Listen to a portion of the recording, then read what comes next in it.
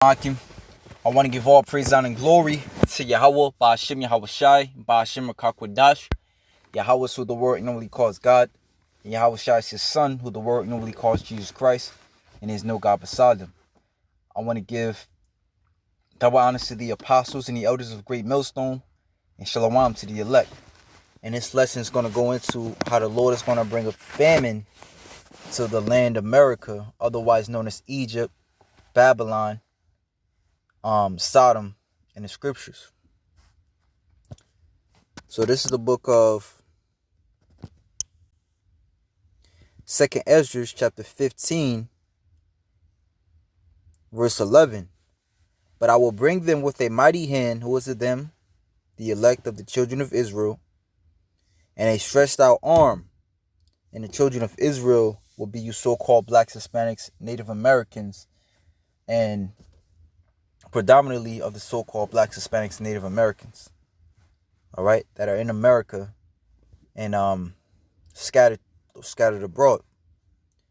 I will not suffer them now to dwell in the land of Egypt. Slakia, I will jump back. Verse 11, I'll start at 10. Behold, my people is led as a flock to the slaughter. I will not suffer them now to dwell in the land of Egypt, but I will bring them with a mighty hand and a stretched out arm, and smite Egypt with plagues as before. So this is not talking about Africa, but this is talking about America. Okay? That's why it says as before, and I will destroy all the land thereof. Egypt shall mourn, and the foundation of it shall be smitten with the plague and punishment that God shall bring upon it. Okay? And the Lord is putting it upon these devils, all right, to basically create a stranglehold upon this place, from the agriculture within as well as the agriculture without. Because what's happening inside this place, all right, like I seen it a little while back, but it came to mind as I was thinking of doing this lesson, right? So I'll just let it play, and you know brothers can hear for themselves. Is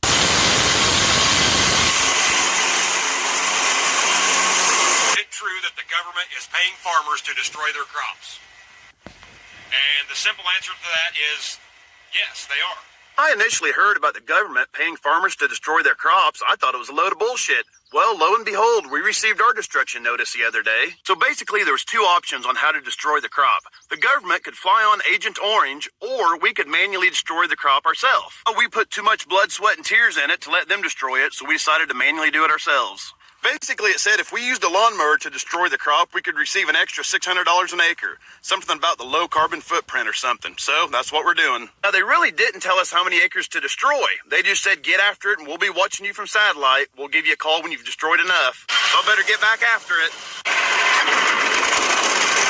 Right, so this devil is destroying this place within. All right, really, it's Yahweh Ba'ashim Yahweh Shai putting the spirit upon him to do so. All right, and I want to play this other article. After this video. Crazy year, I want to know, are my kids? I want to play this other video going into this site known as Epic Economist, which he breaks things down, you know, as things are going on. As you see, he does lessons daily. All right, so in this lesson, which I want to start at the 5-minute mark, and then I'll probably play a good 5 minutes of it. So from the 5-minute mark to the 10-minute mark, all right? Chain meltdown, but the executive highlights that these issues have always existed. In the past, almost any supply chain has been able to roll with such punches, which are now mostly forgotten as minor blips in a dusty data set, Jensen explains. Supply chain has been able to roll with such punches, which are now mostly forgotten as minor blips in a dusty data set, Jensen explains. What you see today is not only a black swan event, but in fact, an entire bevy of black swans, and one which grows larger by the day as more and more weak strands in the supply web snap, he added. Across all global markets, the United States is seen as the real origin of this fiasco. But things are more complicated than they look, and there's an explanation why warehouses are so full. According to a piece of recent Sea Intelligence research, many industries across the country are actually dangerously low on inventory. And now, I just also, that's why I put up this article as the video was playing, because as the guy went into, the narrator of the video, that before you saw shortages here and there, but now it's very noticeable. You can't hide it. I notice every time I go to a grocery store, it don't even matter what grocery store I go to. I notice that the aisles are empty of a lot of things, especially meats. And what a lot of these grocery stores are doing are, especially the lower end ones, what they're doing is they're stocking the shelves, but they're only having like one row of that item. But if you look behind that row, there's nothing there, to make it look like things are okay, but really they not. So it says, have you noticed that the store shelves are starting to get emptier and emptier? During the panic short shopping that was sparked by the start of the pandemic in 2020, there were very intense shortages of certain items, but those shortages did not last very long at all. But now there are widespread shortages in just about every sector of our economy, and they are starting to become quite painful. Unfortunately, we are being told to expect shortages to intensify as we head into the holiday season. That is extremely alarming because in many areas, the shortages are already quite severe.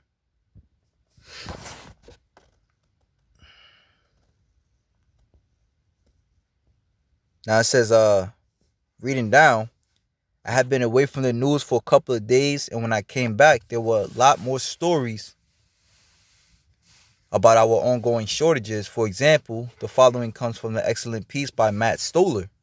There are shortages in everything from ocean shipping containers to chlorine tablets to railroad capacity to black pipe. The piping that houses were inside building The piping that houses wires inside buildings to spicy chicken breasts to specialized plastic bags necessary to make.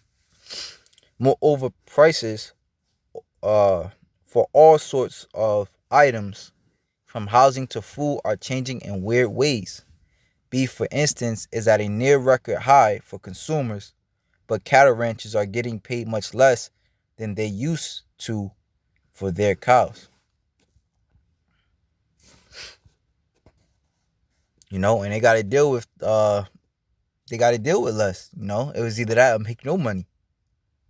Whereas even in the video, the guy was saying, it's crazy. This devil is paying you more to destroy your work than your work itself. As the guy was saying in the first video I showed, brothers, that the guy was getting paid more to destroy his crops as opposed to, when, the economy was so-called thriving, he was selling them. He paid him, $3,800 an acre? And a lot of times those guys be having like 40, 50 acres of land. one of the main determinants, and it goes to workers. It goes to workers as well, because this devil is paying workers more sitting home than actually working. So now, as those workers are not working, they're not packing, they're not shipping, they're not driving trucks. Even if all this food was, which the guy's going to get into in the video, even if all this food, was to be, to come in, who would they have to ship it out? Or, who would they have to disperse it to these different stores? And this devil knew exactly what he was doing when this pandemic happened. He was paying everybody the extra $600 and then the extra $300 per week. exacerbating supply chain woes is the very real shortage of truck drivers who collect goods from these. According to a piece of research, but things are more complicated than they look, and there's an explanation why warehouses are so full. According to a piece of recent Sea Intelligence research, many industries across the country are actually dangerously low on inventory, and one of the main determinants exacerbating supply chain woes is the very real shortage of truck drivers who collect goods from these warehouses to deliver to the stores and, of course, to the consumers. Industry experts outline that ports simply cannot keep up with the pace of growing import demand over a sustained period. Neither can warehouses. Andy Lane from CTI Consultancy, a container. Let's go to set. Ring Central. Message, video, phone. Together. Cole, he's my miracle child. So how does your miracle child get cancer? Container Advisory describes that our aging logistics infrastructure and the near impossibility for retailers to have prepared for such a seesaw in demand have contributed to worsening the container crisis. The entire system grinds to somewhat of a halt because it was never going to be capable of absorbing a 20 to 30% or more increase in consumer demand, Lane said. The shippers and importers have tried to import more than their distribution capacity can handle. The carriers have tried to move more demand than they should have known that the ports and land side can accommodate. Adding more floating capacity in container ship is pointless if it creates a bigger gridlock, he emphasized. As a result, we are recording a massive amount of wasted resources.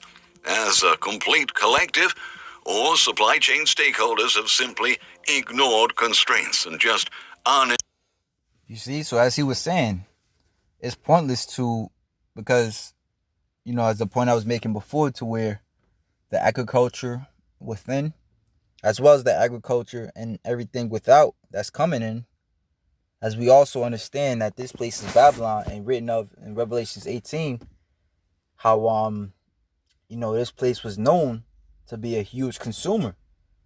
As a matter of fact, when this place falls, the other countries are going to cry because that cash cow, they can no longer milk that cash cow anymore. And what's happening now is that America, as the guy was going into, and these big companies, what they're doing is, because they know that it takes longer to get their shipments, but people are still ordering day in and day out. They're ordering, these distributor companies are ordering so much. And if everybody's doing that, where there's also a lack of truck drivers, how is all this, stuff getting out? It's not. So it's sitting there at the ports and rotting. It's sitting there at the ports. And the thing is, that consumer is now getting hurt because he's not getting his stuff on time, or he has to pay premium prices just to make sure out of all those containers he get his first. Or it's harder because it's harder to find drivers too, truck drivers. As a matter of fact, I'm seeing a lot of things to where these companies are offering like $15,000 for you to sign on with them, because the truck drivers are literally the backbone of this nation, of America. Intelligently flooded the system to everyone's detriment, Lane points out. And I like to point out that within 2.5 minutes, he went through a lot, which is why, I advise brothers to watch this guy's channel, because it's so much going on, and it's a lot easier than for us, to go to this side, that side, this side, that side, whereas he was doing a lot of the legwork for us, and we put the scriptures to it, and, brothers and sisters that watch our channels can get edified. So far, from all of the capacity shipped from Asia to the U.S., 24% has been is pointless if it creates a bigger gridlock, he emphasized. As a result, we are recording a massive amount of wasted resources. As a complete collective, all supply chain stakeholders have simply ignored constraints and just unintelligently flooded the system to everyone's detriment, Lane points out. So far, from all of the capacity shipped from Asia to the U.S., 24% has been lost to congestion, according to data from Sea Intelligence. On the other hand, some market analysts say U.S. shippers have not been panicking. They've only been trying to meet the increased consumer demand, and they've been tricked by shipping companies. That's what Chris Kosmala, columnist and partner at advisory Click and Connect, recently affirmed during an interview with Splash.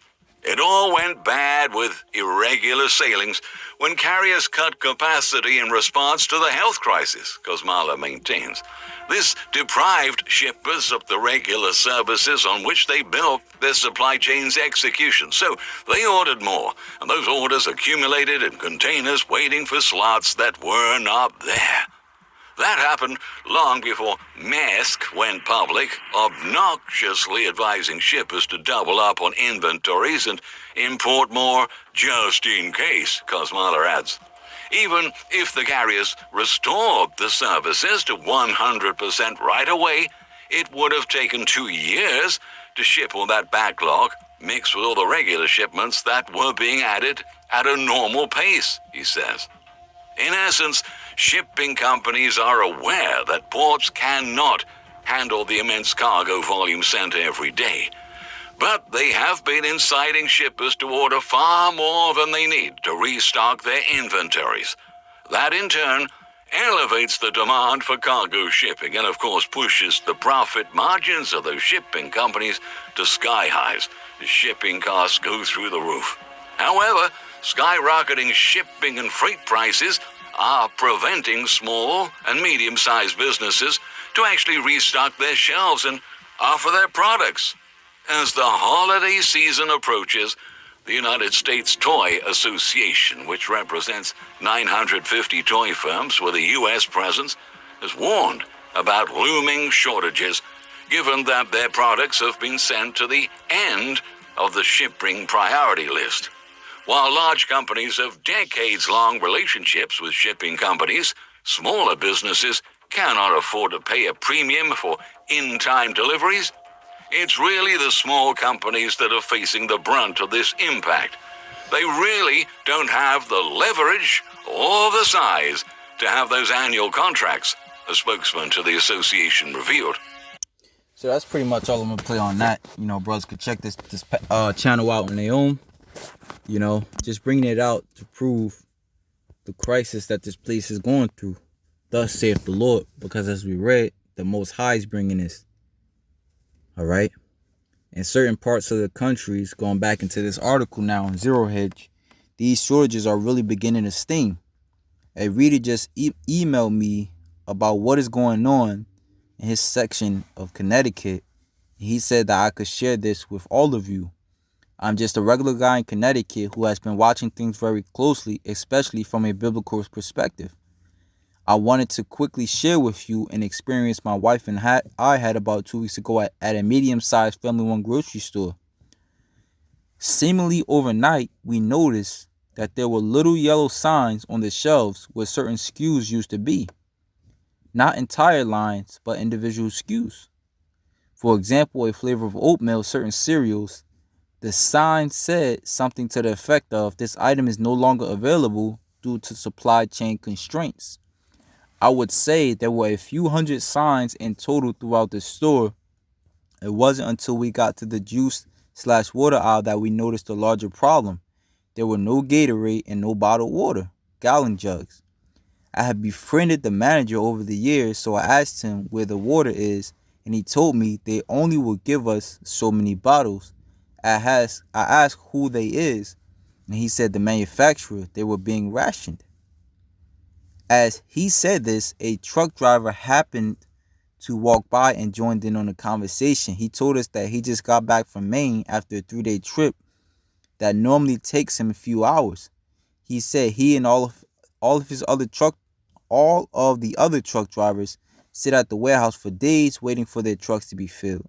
To be clear, I asked him how long it normally takes, and he said a few hours at the most. On our way out, I remembered that we needed dog food, so we went to the pet aisle, and there was no cat litter and no dog food, save a little bags of the cheapest stuff. All the things Steve Quayle has been saying about food and water shortages suddenly became reality. I always believed him, but now I was seeing it at the very local level. And that's,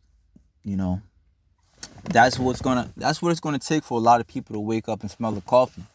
They're gonna have to see in the store near them that they can't just go buy the things that they used to buy. They can't, because a lot of, especially Americans, they don't like to eat leftovers. They can't do that. You're gonna have to eat them leftovers. You're gonna have to ration out your food. You might have to only eat one meal a day. And it is what it is. But the squeeze is coming upon this place. Okay? 2 Ezra 15 and 13. They that till the ground shall mourn, for their seed shall fail through the blasting in hell. And that's, I want to say, before this pandemic, all right? And back in 2019, where there was even a shortage of, crops coming over there from the Midwest because of storms, as well as in California because of the heat, the drought. And with a fearful consolation, woe to the world and them that the world therein. Okay? This is Isaiah chapter 24, and it is, I was just thinking about how that Christmas hymn that they say, joy to the world. All right? That's bullshit. We just read that, or we just heard about how Christmas is about to be canceled. Here it is. People are so worried about working overtime and just doing extra shit. Meanwhile, you're about to be stripped down to the bare necessities. And even after that, it's going to be less. That's why it's important to serve Yahweh Ba'ashem Yahweh Shai if you are an Israelite. Because the Lord said his servant shall eat. Okay? And whatever's going to be left over is going to be for us. The scriptures say in Proverbs 10 and 3 that he will not suffer the soul of the righteous to famish. All right? And we got to believe that. So this is Isaiah 24 and 1. Behold, Yahweh maketh the earth empty, and maketh it waste, and turneth it upside down, and scattereth abroad the inhabitants thereof. And it shall be as with the people, so with the priest, as with the servant, so with his master, as with the maid, so with her mistress, as with the buyer, so with the seller, as with the lender, so with the borrower, as with the taker of usury, so with the giver of usury. The land shall be utterly empty and utterly spoiled, for Yahweh has spoken this word. All right. So everybody's about to feel a squeeze. All right. So with that, Lord willing, you I can edify. Shalom to the elect.